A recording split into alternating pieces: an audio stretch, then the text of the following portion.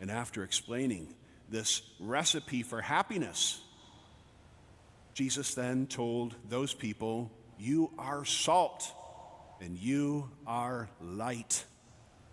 And we know what it's like to live in darkness. It's frightening because we don't know where the dangers are. And so we always want to live in the light. But what about the salt? Israel and Judah were very small. The country today is only about the size of New Jersey. But why did so many different kingdoms want to conquer them?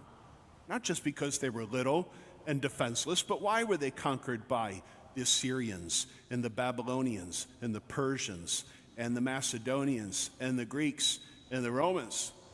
Well, one of their hopes is that they might take possession of the Dead Sea, the lowest point on earth, 1,300 feet below sea level.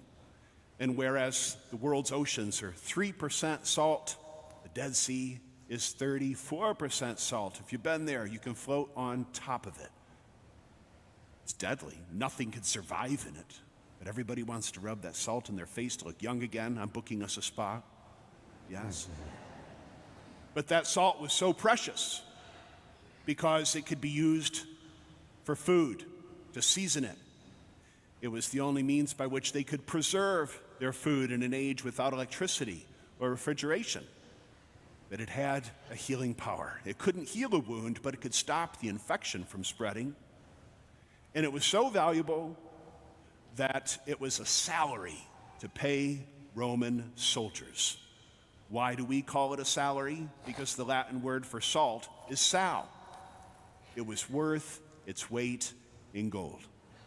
For Jesus then to tell his disciples, Lord have mercy, bless you. Bless him. Gesundheit. I put the fear of God into me. Here comes our next YouTube reel.